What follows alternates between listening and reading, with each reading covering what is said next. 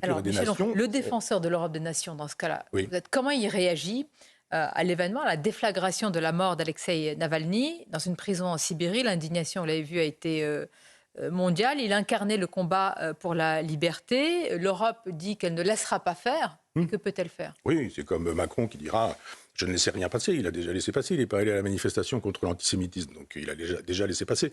Là, on ne laissera rien faire, c'est-à-dire on ne laissera rien faire, on fera quoi? Rien. Bien sûr qu'on fera rien. Je dis que, la Russie est impérialiste et que je ne suis pas impérialiste. Je dis que la Russie est fasciste au vrai sens du terme, qu'elle assassine ses opposants. Oui, c'est un fascisme, un rouge-brun. Là, pour le coup, on en a un rouge-brun, un vrai. Plutôt que d'imaginer que c'est moi qui porte l'uniforme nazi sur le front russe, j'aimerais qu'on puisse vraiment voir qui est Poutine et comment il fonctionne. Alors je veux bien qu'on nous explique, en nous faisant des cours d'histoire, comme il a fait récemment avec ce journaliste américain, en nous disant que la Crimée ceci, et puis l'Est de l'Ukraine cela, et puis que le Donbass ceci, et le Donbass ça m'appartient, je reviens, etc. Mais on ne va pas aller chercher comme ça dans les fins fonds. Mais donc, qu'est-ce qu'on fait face à un régime que vous qualifiez de fasciste, comme la Russie? Alors il faut penser en Là, termes... vous avez l'air de dire l'Europe, il faut penser en termes de longue durée. on fait rien. Donc, Non, c'est en termes de longue durée, c'est-à-dire pas la passion, pas l'émotion, pas la réaction immédiate en disant je m'improvise kremlinologue en disant voilà. Moi je pense simplement que si on pense sur les longues durées, à une époque, Poutine avait sollicité l'Europe pour adhérer à l'Europe, à une autre Europe. On a refusé. Mais c'était un autre Poutine. Hein. Ah oui, mais c'est pourquoi c'est Il devenu... a- Mais il a un nous peu avons, changé, nous vous avez avons remarqué. fabriqué ce Poutine. Nous avons fabriqué Ce le Poutine-là. fascisme russe, selon vous? Oui, d'une certaine manière, oui, dans la mesure où c'était pas non plus un grand Ouais, personnage. il l'a bien fabriqué lui-même. Non, mais il faut remonter très loin, si vous voulez, et voyons quand Mitterrand, par exemple, laisse tomber Gorbatchev. Quand Gorbatchev a été pris en otage et qu'il y a un coup d'État, Mitterrand dit « mais j'ai une lettre dans la poche, là, ils m'ont dit qu'ils ne feraient rien, etc. » On laisse tomber la Russie soviétique à l'époque. Ouais. C'est une première erreur. Il aurait fallu soutenir Gorbatchev. Il aurait fallu que la Russie puisse rester soviétique. D'accord, mais là, on est en 2024 et on a Poutine. Avec un Gorbatchev. Notez, les Baltes étaient en désaccord avec vous. Vous qui êtes un défenseur des nations, les Baltes étaient en désaccord avec vous, les Polonais étaient en désaccord avec vous. Ils étaient très heureux de voir l'URSS tomber. Oui, j'entends bien. Mais les Russes aussi, d'ailleurs. Beaucoup de Russes aussi. L'URSS, laquelle si c'était celle de Brejnev, ça n'était pas celle de Gorbatchev. Gorbatchev est un personnage... Mais y avait-il pire internationalisme que l'URSS? Pas l'URSS de Gorbatchev. Je vous rappelle que la glasnost et la perestroïka, c'est pas la même chose que Brejnev, c'est encore moins la même chose que Staline. C'est-à-dire qu'il faisait des propositions, Gorbatchev, Mitterrand a dit « on ne veut pas de ça ». Mitterrand n'a rien compris, c'était un homme du 19e siècle, il pensait, De Gaulle était un homme du 21e, qui lui disait « la Russie est accessoirement soviétique. Quand elle cessera d'être soviétique, elle restera russe ». Cette Russie qui, quand elle s'effondre, nous fait savoir qu'elle voudrait peut-être être un peu européenne, même si c'est par la voie je ne voudrais pas être insultant, mais de Poutine, elle s'entend dire non. On a méprisé le peuple russe, on a méprisé cette proposition. Quand il y a eu le fameux format Normandie, Hollande nous a fait savoir que, globalement, c'était juste pour attendre, qu'on se foutait de la tête de Poutine et qu'on allait bien le rouler dans la farine. On ne peut pas passer son temps à refuser les propositions de quelqu'un qui un jour se retourne. Mais Michel Onfray, de fait, c'est un autre. Ceux qui disent comme vous qu'on a fabriqué Poutine, on leur reproche d'avoir une attitude munichoise aujourd'hui et d'être... Ça, vous l'avez beaucoup entendu. Oui, mais c'est pas parce qu'on a fabriqué un fasciste qu'il faut soutenir un fasciste. J'entends bien que, entendons-nous bien, je ne défends pas Poutine, je ne défends pas sa politique et je ne défends pas sa façon de se comporter avec l'Ukraine et les Ukrainiens. Entendons-nous bien. Je fais de la géopolitique, de la géostratégie en disant mettons ça dans des grandes perspectives historiques. Voyons comment nous avons fabriqué ce monstre.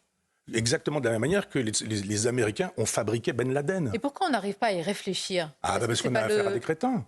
On a des gens qui veulent être réélus. Les gens qui font de la politique politicienne, en disant quels sont les sondages. Si on défend cette idée-là, on a pris 2 points, on a perdu 3 points. C'est ce que fait Mélenchon depuis des années. C'est-à-dire ils ont simplement les instituts de sondage qui leur disent on fait pas. Il n'y a pas l'intérêt de la France. Il n'y a pas l'intérêt du peuple français. Il n'y a pas l'intérêt de l'Europe dans l'idée qu'on se fait de l'Europe. Moi, l'Europe que j'aimerais, ce serait effectivement une Europe des nations dans laquelle on pourrait peser, dans laquelle on pourrait être entendu et crédible à l'endroit de l'Iran, à l'endroit de la Russie, à l'endroit de la Chine. On va continuer à en parler, c'est majeur. La voix de la France, justement, comment vous l'imaginez? Une courte pause et on le décline ensemble, Michel Onfray. La suite de l'émission avec vous, Michel Onfray. Et puis cette image, je vais la décrire à nos amis auditeurs d'Europe 1. À Nice, c'est une banderole qui a été déployée brièvement, je le précise, accrochée sur la tour Belanda. C'était ce samedi avec les mots « Israël, assassin » qui sont inscrits avec les symboles de l'idéologie nazie, SS. Alors, cette banderole a fini par être rapidement enlevée. Bon. J'allais dire, que vous inspire-t-elle dans cet océan d'actes antisémites en Europe? Le texte est d'Elvie Plenel, non? Je ne sais pas. Quand Elvie Plenel publie un livre qui s'appelle pour les musulmans et qui nous fait savoir que les musulmans aujourd'hui, ce sont les juifs entre les deux guerres. On s'est dit, mais où sont les lois anti-musulmanes? Les musulmans n'ont pas le droit d'être aujourd'hui médecins, avocats, notaires, journalistes. Oui, pour la France. Mais là, nous parlons... Non. Eh bien oui, mais là, c'est exactement la même chose. Là, c'est pour Gaza. Hein, oui, j'entends bien. Et il s'agit de nous expliquer que, effectivement, ceux qui mènent cette guerre sur la bande de Gaza sont des nazis, qui infligent aux musulmans ce que les nazis affligeaient aux juifs pendant cette période de l'entre-deux-guerres et de la Deuxième Guerre mondiale. C'est obscène d'avoir laissé croire que les musulmans qui subissent un certain nombre de choses, je n'ai rien contre cette idée-là, mais ne subissent pas des lois raciales de la part des Français. Il n'y a pas encore, que je sache, et je ne le souhaite évidemment pas, mais c'est pourquoi il faut raison garder, des rafles, des envois dans des camps de concentration avec des fours crématoires et la possibilité de détruire physiquement les musulmans. Il faut être sérieux, il faut conserver à la Shoah sa spécificité. Donc cette façon, et cette on ne joue pas inversion du avec récit, le nazisme. Mais j'allais dire en Israël. On ne joue pas avec le nazisme, mais ça fait des années que je le dis. Moi, Gaza, je dis, on ne peut pas se servir de la Shoah et d'Oradour-sur-Glane pour être réélu quand on sait qu'on est élu au premier tour, comme c'était le cas d'Emmanuel Macron. On ne peut pas. Ça veut dire que si Oradour-sur-Glane, c'est Marine Le Pen, alors c'est pas si grave que ça. Ça veut dire que si, quand on va au musée du mémorial de la Shoah, si Marine Le Pen, c'est la Shoah, alors la Shoah, c'est pas si grave que ça. Ces gens veulent nous faire croire que cette femme est fasciste et nazie et appelle à la destruction physique des musulmans. Et en même temps, on dit, regardez, ah bon, alors si la Shoah, c'est si peu de choses, si Oradour, c'est si peu de choses, si la solution finale, c'est si peu de choses, à ce moment-là, effectivement, on peut dire, on utilise le sigle SS et on estime qu'Israël, qui répond à l'attaque qui lui a été infligée... Est-ce qu'elle répond de manière toujours aussi légitime? Ah oui, mais vous ne pouvez pas déclarer... Ça, c'est la vraie question. Mais vous ne pouvez pas déclarer la guerre à quelqu'un, puis après dire, mais vous nous répondez trop fort.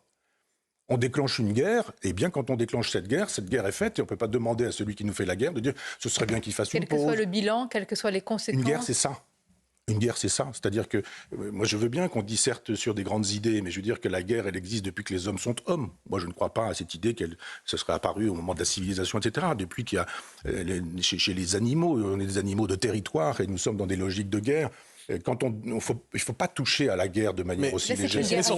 Michel Onfray, c'est un État, Israël, contre une organisation terroriste, le Hamas. Et donc, les Palestiniens, vous dites que, de toute façon, c'est ainsi et qu'il n'y a pas d'autre choix?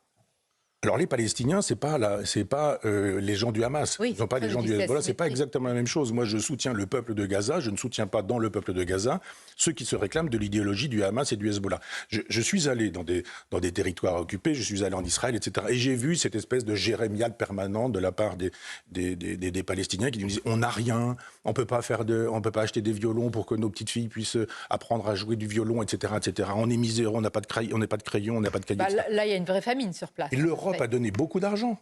Oui, mais qui sont allés dans les mauvaises poches. Attendez, voilà. Est-ce la faute du peuple ? Juste pour aller au bout, je veux dire que quand l'Europe a donné de l'argent à M. Arafat et que M. Arafat en a fait une affaire personnelle, je ne parle pas de Mahmoud Abbas, je pense que c'est à peu près la même chose. Quand cet argent a été détourné et qu'on a fabriqué des oligarques palestiniens aussi, qui ont instrumentalisé la cause palestinienne, quand ces gens-là, avec cet argent-là, ont fabriqué une économie de guerre, c'est-à-dire que quand Israël s'est retiré de la bande de Gaza, qu'ont fait les Palestiniens du Hamas ? Ils ont fait une économie de guerre. Cet argent n'est pas allé au petit peuple gazaoui. Cet argent, il est allé pour fabriquer les infrastructures qui ont rendu possible le 7 octobre. La responsabilité du Hamas est évidente. Mais ma question est, la guerre légitime jusqu'où ? Il y a un moment donné où, quand vous déclarez la guerre, il ne faut pas demander, quand vous l'avez déclarée, que la guerre doive se passer comme ceci. C'est ce que dit la France. Mais ce n'est pas au Hamas de décider de ce que doit faire Israël. Mais je comprends. Selon vous, finalement, les Gazaouis sont d'abord victimes du Hamas plutôt que d'Israël ? Ça, c'est sûr. Ça, je le pense. Je pense que si on avait vraiment encore que, je veux dire, quand vous avez des années de propagande, je rappelle que quand Hitler arrive au pouvoir en 1933, il commence une propagande avec les enfants à l'école. C'est un peu le cas dans nos démocraties libérales. Et que quand vous démarrez en 1933, quel âge ont ceux qui sont sur le front en 1939 ? Ils ont été fabriqués par l'idéologie nazie. On leur a expliqué la race supérieure, les Aryens, la haine des Juifs et toutes ces sottises. Et puis à un moment donné, on fait quoi ? Quand on a une économie de guerre et qu'on a fabriqué des avions, des bombes, quand on a fabriqué des armes, etc., il faut bien qu'on s'en serve. On a fabriqué des autoroutes. Pourquoi faire ? Pour permettre aux armements de se déplacer et puis d'aller sur le front de l'Est, sur le front de l'Ouest. Là, c'est une organisation terroriste. Mais pour l'État d'Israël, Dans ce cas-là, Oui. est-ce que vous dites que... On lui a déclaré la guerre à l'État d'Israël et l'Israël répond. Ça n'est pas à ceux qui ont déclaré la guerre de dire que cette guerre devrait se mener comme ceci ou comme cela. C'est pas au Hamas de dire aux Israéliens c'est trop fort, il faudrait pas, vous devriez ceci, vous devriez cela, etc. Si effectivement vous avez des gens, non pas les Palestiniens, mais des gens qui au Hamas ont décidé que leur objectif c'était la destruction de l'État d'Israël, qu'est-ce que vous voulez faire avec des gens qui vous disent non, mon objectif c'est la fin de votre existence? Michel Onfray, vous êtes plus en cohérence avec ce que disent les Européens et en contradiction avec ce que dit une autre partie de la planète, le Sud global et d'autres pays. Est-ce que vous vous inquiétez aujourd'hui d'une rupture avec une autre partie de la planète qui ne voit pas du tout les choses de la même manière? Oui, mais si nous étions européens vraiment, si l'Europe pesait vraiment, elle aurait la possibilité de faire entendre sa voix. C'est-à-dire que quand Macron s'en va avec Mme Ursula von der Leyen en Turquie, ou en Chine, des pays où on fait de la politique. Je ne dis pas que je défends ces politiques, je dis juste qu'on fait de la politique et qu'on dit mais il n'y a pas de strapontin, il n'y a pas de siège pour cette dame. Nous recevons le chef de l'État français. Qui est cette dame? C'est qui pour vous? Pourquoi est-ce que vous venez accompagner de cette patronne de l'Europe? Elle n'a pas de chaise, il n'y a pas de chaise pour elle. Il y a un moment donné où on n'est pas crédible. Donc évidemment, on n'est pas crédible. Nous serions crédibles d'un point de vue européen, nous aurions la possibilité d'avoir notre mot à dire sur l'Ukraine, d'arrêter cette guerre. Nous aurions notre mot à dire sur la possibilité d'arrêter ou de demander aux Israéliens quelles sont les conditions de possibilité d'une paix. Vous souhaitez une souveraineté européenne? Pardon? Pour que l'Europe ait les moyens d'arrêter la guerre en Ukraine, il faudrait qu'il y ait une souveraineté européenne. Il faudrait que cette Europe, elle existe avec les peuples. Et moi, je pense que les peuples ne sont pas sollicités. C'est-à-dire, on décide des guerres sans demander l'avis des peuples. D'un seul coup, vous vous réveillez le matin et vous vous dites « Ah, la France est en guerre ».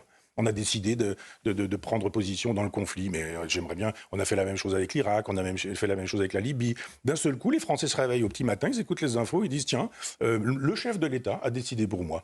Moi, je pense que si on explique au peuple ce qu'il en est, eh bien, on décide avec le peuple. Je suis un démocrate. Je disais tout à l'heure mon gaullisme. On sollicite le peuple, on demande au peuple, on éclaire le peuple. C'est ce que disait Condorcet. C'est-à-dire que vous avez la possibilité de demander aux gens ce qu'ils pensent après que vous eussiez fait savoir ce qu'étaient les enjeux véritables et pas l'idéologie en permanence. Moi, je pense qu'on peut faire, c'est ce que je faisais à l'Université populaire à Caen, ce qu'on refera à l'Université populaire à Chambois, mais qu'on peut éclairer les gens en leur disant vous aurez les informations qui vous permettront de choisir, et quand vous serez vraiment informé, et bien à ce moment-là, vous choisirez. Et puis on fait un référendum. C'est le principe des Et on fait un référendum. C'est aussi ça le gaullisme. Michel Onfray, merci. Merci d'avoir dit tout ça avec la liberté qu'on vous connaît, évidemment, sur cette chaîne, et je l'espère aussi ailleurs. Merci. Merci à vous.